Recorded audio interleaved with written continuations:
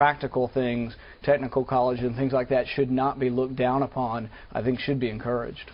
This coming from Jason Snell, Cold Spring in Campbell County. The strategy guru Michael Porter says the greatest challenge to U.S. competitiveness is the fractured structure of our public schools. It seems to me that we have way too many tiny school districts in Kentucky that serve only a few square miles are common here in northern Kentucky. What are the panelists' opinions on this? You do have some choice within counties. You don't have choice. You guys can't go outside the county? School districts can enter in mutual agreements to allow students to move within them. But if one of them opts out, then that agreement goes. In our county, we have 4 schools, and the kids do move pretty freely. They talk about limiting it, but they haven't limited between the schools.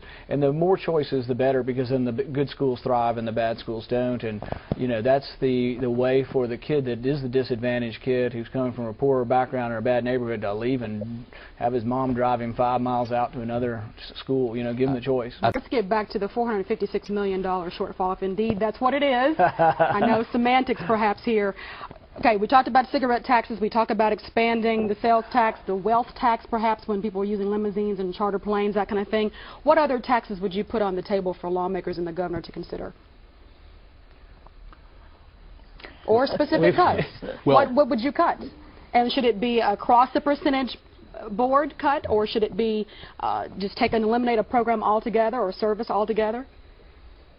The effort to make people and you healthier. have to talk about the definition, because we just throw out this term like poor. Well, do you think people who make $80,000 a year are poor? I don't. You know, but that's what the definition in Congress was. They were working towards with Medicaid, was going up to $80,000 a year being eligible for Medicaid. And so those are the kind of things we have to talk about. Do people want to take care of the poorest of the poor? Yes. But do we want to take care of somebody making $80,000 a year? Do we want to have 50% of the births in Kentucky covered by Medicaid? No, but nobody wants to be against the pregnant mom. Nobody wants to be against the children. Well, we're all for the children, for the pregnant mom. So we don't want to cut anything. We don't have any limits. To think that we're looking at $80,000 in income on Medicaid in Kentucky, because we certainly are not. That was the proposal in the federal Congress, and the U.S. Congress was to. But that's not what's happening here. To expand Medicaid to 80,000. But the thing is you have to decide who do you want to take care of. Who are the poorest of the poor? I mean, it gets back to, are we for having handicap stickers? Yes. But do we want young, able-bodied men hopping out of their truck with a handicap sticker? No. But that's what happens when you get government programs that nobody polices. You get all kinds of people in there. Do we want people who have lost their limbs and are in kidney failure and are blind to get some help? Yes. But do we want young, able-bodied people who don't feel like working and it's pretty easy to get on? No. So you have to set rules and limits, and you have to be aware that these systems are including these people. Where it stops. The 94 law mandated pregnancy coverage for everyone. So a 75-year-old widowed woman had to have pregnancy coverage under the 94 law. You know? The top 1% of wage earners pay 30% of the federal income tax. The top 10% of wage earners pay 50% of the income tax. The top 50% of wage earners pay 97% of the income tax. Because of their income. And 40 million people in our country don't pay any taxes. We have an enormously progressive income tax in our country. So to make it more progressive, you're bordering on the talk of just redistributing all the wealth. Talking about taxes, and we've talked a lot about cigarettes, but this young lady in Shelbyville, Donna Curtis, says, you know, why don't we talk about alcohol beverages being taxed? That's never mentioned. Do we not study how much tax money is spent on treating alcohol-related diseases? They have a better lobby than the cigarette smokers do.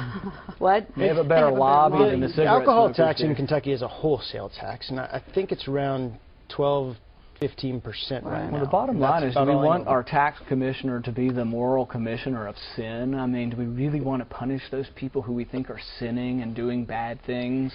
You know, where does it stop? That's not what I'm saying to them. What about on quarter pounders? What's a set effect on quarter pounders?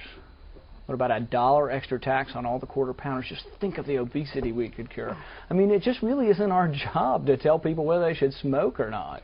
You know, it's not our job to tell people whether they should eat too much or not. We're not telling them. We're just saying, where individuals decide what they want to decide. We're just saying that if they want to do that, it's going to cost them more to do it. We're certainly not making it illegal. Because you've decided that it's wrong and it's a sin. So what about No, I've decided it's healthy for Kentucky for fewer people to smoke. Overeating is a problem, too. There's a lot of health problems. Riding your bike without a helmet is, your motorcycle without a helmet. Talk to the legislators. They repealed the helmet law, and then they passed the... With just a few minutes remaining, we're talking about what you're able to do. What about being able to gamble? Is this the right time for expanding gambling in Kentucky?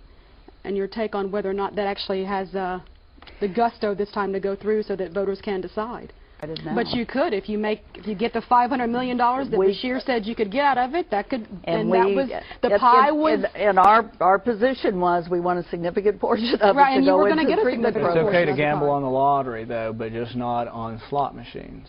So are you for that, Dr. Paul?